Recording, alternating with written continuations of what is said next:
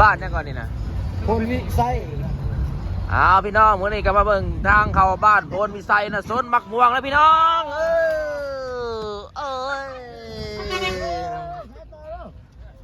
โอ้มึงดูสายไฟพี่น้องว้ายนี่บรรยากาศก็สิประมาณนี้เนาะสว่างทางเข้ามาหากระตื่นแต่นอนพี่น้องถ่ายบ่ทันเนาะเสียวประมาณนี้หูเมืองไว้มันก็คือขึ้นมายามนั่นเนาะสายด้วยสายไฟอีกแล้วนี่พี่น้องมุบเนี่ยพระนันสิทธิ์โคราคาสายไฟเขาขาดแน่นอนสายอีกแล้วพี่น้อง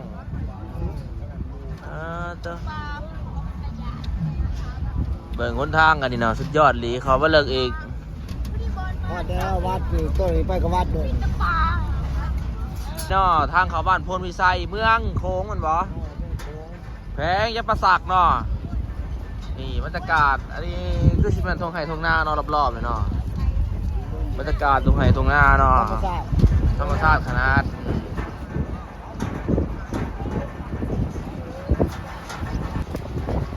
มีต้นพงต้นไม้โตทุกคนก็สิ่งขนาด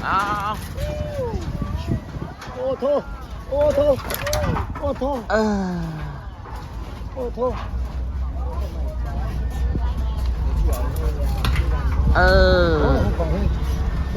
ตอนนี้ก็ฮอดแล้วพี่น้องเห็นท่านคล้ายเครื่องคือว่าฮอดเลยเนาะบรรยากาศจะป่าวะปลาลายเลยสาวตาดำไปงานใดก็ต้องมีมากเด้งตามเคยเนาะของสไตล์งานแต่ละงานมากเด้งมากซัลเดอร์เนาะบรรยากาศแต่ละงานมันมากซัลเดอร์ยังไม่ได้เป่าขึ้นเนาะเพราะว่าอากาศยังร้อนแน่นิดนึงเนาะนี่มากซัลเดอร์ก็สิมีเขาเต้นอยู่บนยุทธประหยอดเนาะที่เป็นพวกมวยพวกเศร้าเลยเนาะขอเพียงแต่เต้น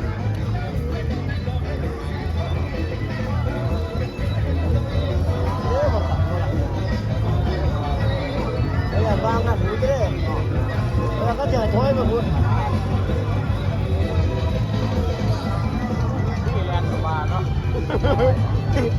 โอ้วัดแต่ก็อยู่แบบโดดเดี่ยวหมูนี่เนาะหาเพื่อนคนแก่แทบสิบมีเนาะพิลังนั่นต่อไปนี่ก็กัมพูชาฮะต่อไปนี่กัมพูชาเลยบ่อันเราก็สิประมาณนี้เนาะทีมงานของเขาก็สิลูกปุ๊บปั๊บปุ๊บปิ๊บไปสิเนาะบางคนก็หัวหยิงแน่นี่ยิ้มยังบออกบันไดเนาะตอนนี้ก็หากระสวงนอนเนาะตากล้องกับธรรมดาเนี่ยหัวหยิงตาตูตาโปจะอีหยังกัดตากันได้ข้อกับผู้เป็นผู้สาวกัดได้แมงไม้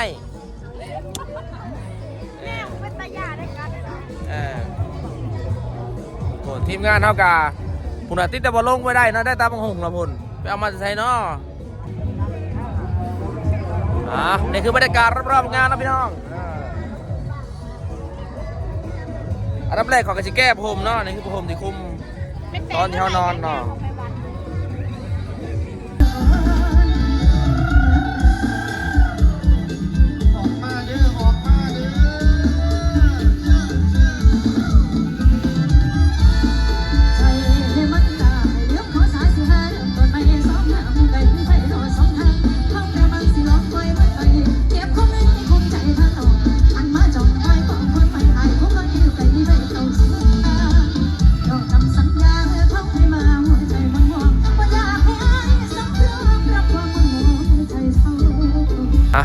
พี่น้องหลังจากที่ว่าอาบน้ำแล้วเนาะเจ้าภาพผลกันมาย่อเข่าพอดีเนาะย่อเข่ากินอยู่เทิงเวทีนะมันนี่มาเบิกน้ำกันมีอย่างแน่นอนมัน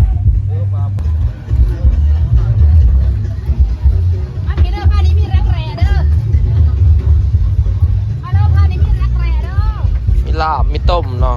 แกงปลา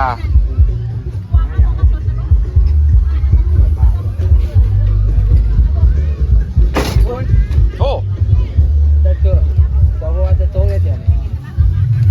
น้ำหนักของคือสิลายเนาะโบโบเศร้าใส่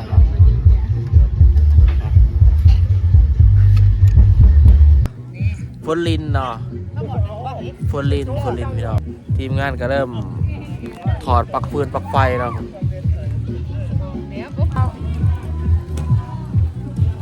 กินปิงเลยว่ะ ากาศรอบๆงานประมาณนี้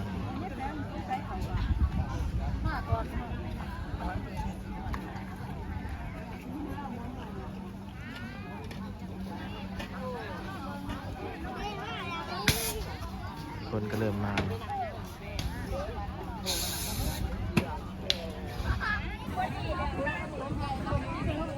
บรรยากาศรอบๆงาน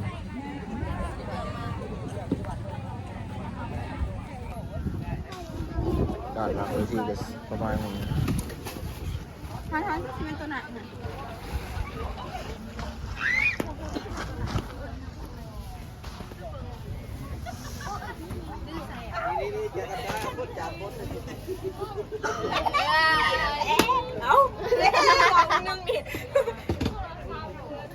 ว่าจะมาหาสิครับ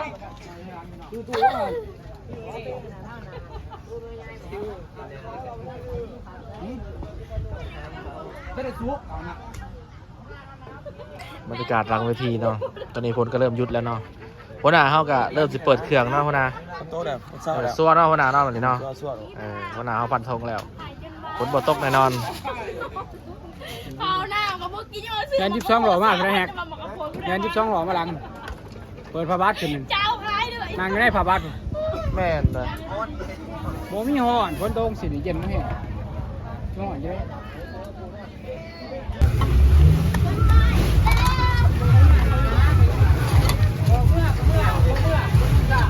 เติร์ คนมาเล่น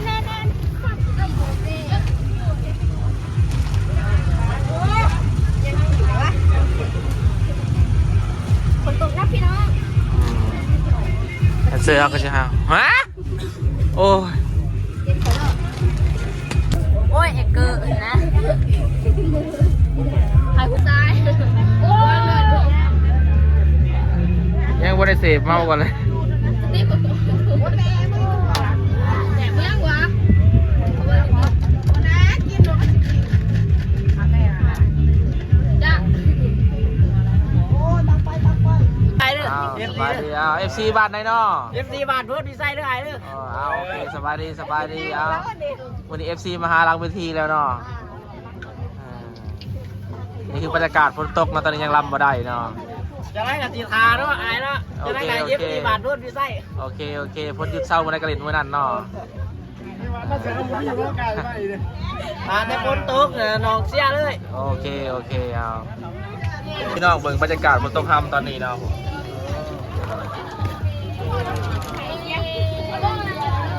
บรรยากาศคนที่มาส่งมาเชียร์มาลำก็คือไปหมดแล้วนะตอนนี้เนาะเหลือแต่อยู่ด้านหลังเวทีเนาะนี่ FC เนาะไอ้เนาะ บรรยากาศนะนี่ โซเดอร์ พวงมานั่งโซนนี่สิพวงมานั่ง นี่นะนี่ก่อนจะมี บ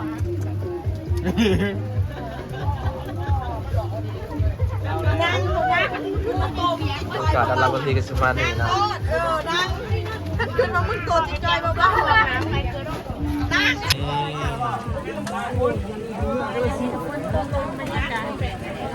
บรรยากาศมันได้นะท้องแท้เนาะ เป็นมวยเล่าเป็นเส้นน้ำยังไง นี่คือวิดีโอถ่ายจาก60เฟรมเรทใช่ไหมภาพมันสมูทกว่าแต่ว่าถ้าถ่ายไปสิแล้วมันสิเปลืองภาพมันสิบ่สมูทปานใด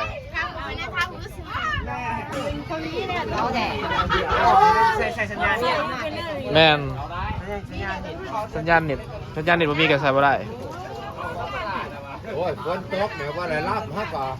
บ่เอาเงินเลยเนาะ เอาคือเก่าแล้วตั้งเวทีเลยดิ เอามาแล้วเสียจะจังมากเท่าไรไปจังหันเอาโรดแกหน่อยเอาโรดอยากได้พวกไม่เองหรอกพวกไม่กันหรอกสั่งเส้นได้เลยเอาโรดเสียจะไม่เสีย เตียงอยู่กับเตียงอยู่เลย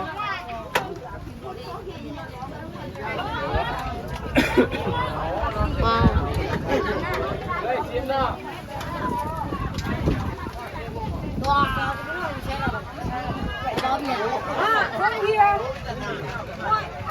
ก็ต้องทำอะไรตัวกระเป๋าหล่นเนาะบางคนนะ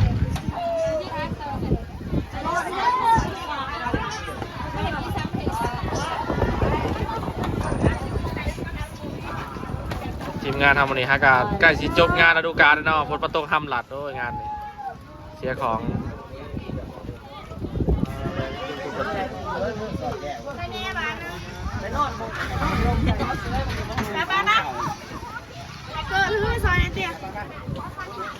ไอเกอร์อีกแล้วเป็นคนหักนะโมเมนต์ไอเกอร์ว่ะคนหักเป็นคนใหม่อาจจะเป็นไอเกอร์แหละว่าฮะภาพการแล้วเนาะคือชีบอเศร้าไงแล้วพี่น้องโอ้ยเอฟซียังนั่งคลิปตากเข้ามาหาเสียสุดยอดสุดยอดเอฟซีบอถอยบอล้ำกับชีบอถอยที่กันมื่อนี้นะเศร้าในล้ำมือนั่นของแท้ของแท้โอเคโอเค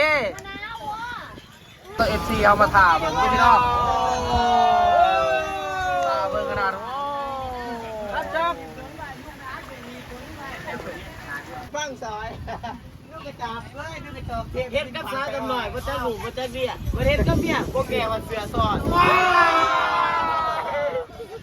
เอาหลังจากฝนเศร้าแล้วเนาะวันนี้เจ้าภาพมันก็มาเตรียมถ่าเบิ่งหมอลำเฮาเนาะหมอลำเฮาก็เริ่มจัดแจงเครื่องมันจะว่าตอนนี้กับเวลาประมาณเกือบตามที่เบิ่งกับประมาณเที่ยงคืนเนาะเที่ยงคืนจะได้ทำการแสดงเนาะเฮาก็จะได้ร่วงรับตัดตอนเนาะในเวทีเฮาก็เปิดไฟได้ปกติแล้วเพราะว่าช่วงฝนมันก็ได้ปิดไฟลงหน่อยนี่ FC มอผู้เสียมาลงมาลำก็ยังถ่าเบิ่งเนาะตึงที่ฮอดเที่ยงคืนก็ตามนี่เวลานี่เที่ยงคืน9 นาทีนะพี่น้องโอ้แต่ว่า FC เพิ่นก็ยังถ่าเบิ่งเนาะแต่ผมมาลำก็ต้องทำการแสดงให้จบให้ได้มาลำเราก็ได้ทำการแสดงต่อแล้วพี่น้องนั่นFC เปิดก็เล่นแบบมาเอาเปิดผ้าเปิดจังประมาณนี้นะมาลำก็ได้ผ้าเปิดก็ต้องเช็คระบบก่อนเนาะเพราะว่าระบบฟืนไฟเดี๋ยวมันก็จะยุ่งยากนะเวลาถึงน้ำถึงอย่างนั้นก็ต้องได้เป่าใช้ฟืนใช้ไฟกะเกียมมันเกียมหนีเครื่องเลเซอร์กับเปียกแน่ยังแน่เนาะมอจักมาลำมอจักยังปุ๊บฝนเนาะมันจะถึง1 น้องก็กลางคืนมาแรงฝนตกทำจนเที่ยงคืนจะได้ลำอยู่บ้านโพนวิสัย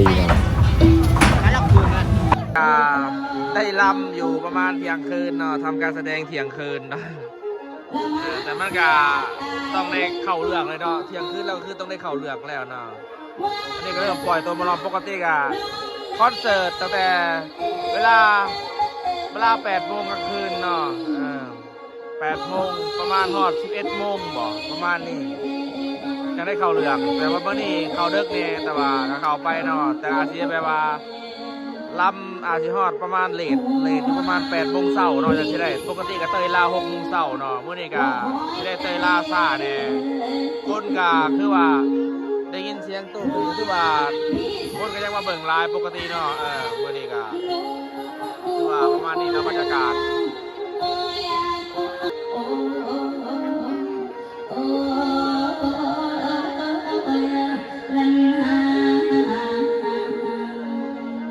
วงนี้สไปเดอร์แมนก็มีนะพี่น้องนี่สไปเดอร์แมนประจำทีมงานวงเพชรพุทธไซเนาะนี่คือบรรยากาศหลังเวทีเนาะบางคนก็ยังแต่งหน้าแต่งตายังบ่แล้วเนาะ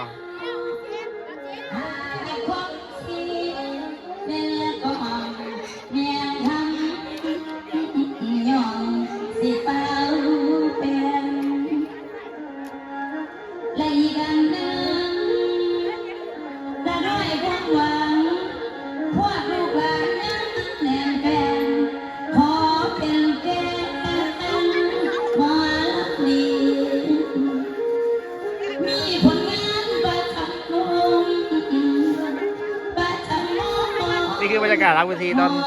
เด็กกับชิประมาณนี้เนาะนี่แดนเซอร์กันผิดหาท่าเต้นก็เปิดอยู่หรือเด็กๆกับโมโหเนาะก็ประมาณนี้เนาะนี่คือบรรยากาศหลังเวทีต้อยเหียน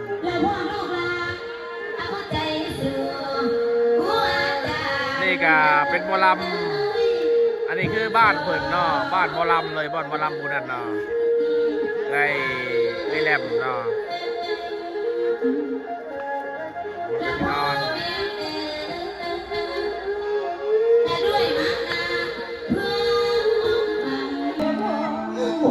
ดูกับแม่แม่บอก ตอนนี้ก็เวลา6 โมงกว่าๆเนาะโคตรยังเต็มอยู่เนาะเพราะว่าได้ทำเที่ยงคืนเนาะ คุณสิบอกไปสำหรับลูก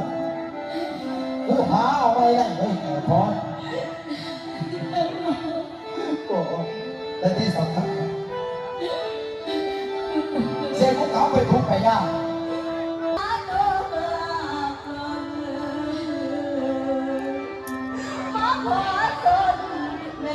เป็นเจ้าบ้านเจ้าภาพมันนี่ภาพที่ได้เอาพุทธมานำโอ้ยมันเอาพุทธมานำเลยเนาะเออ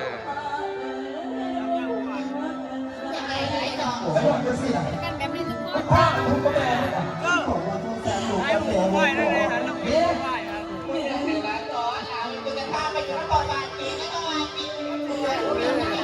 ทีมงานหมอลำมันก็จะประมาณนี้เนาะวันนี้สลบสลาดสลายเลย ทั้งเมาแดดทั้งเมาฝนเนาะที่บอกกันตั้งอยี่ลุมตั้งตะกองคนเดียวอยู่เถิงเบสกันอยี่ลุมเนาะเบสกันอยี่ลุมมาดิอากาศก็ประมาณนี้เสือก็จะนอนประมาณนี้เนาะแต่ละคนจะมีเอกลักษณ์ฐานนอนของไพมันเนาะ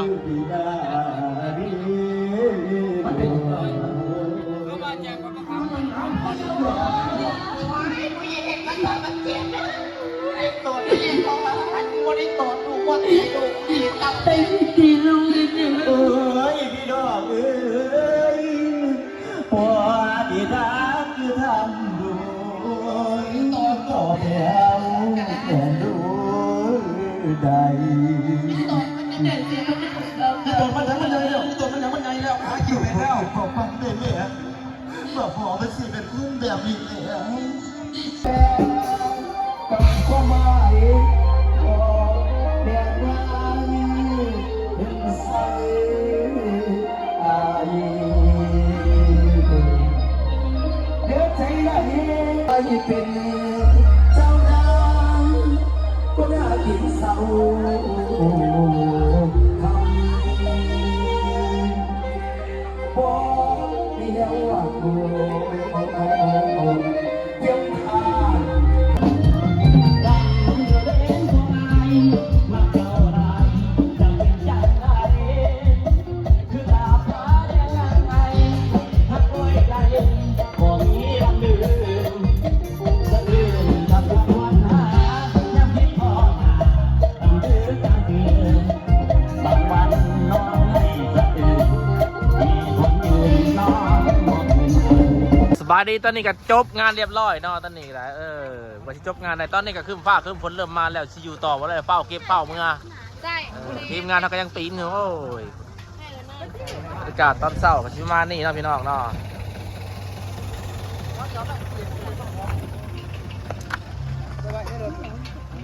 งามเนาะไปเอาของซ้อม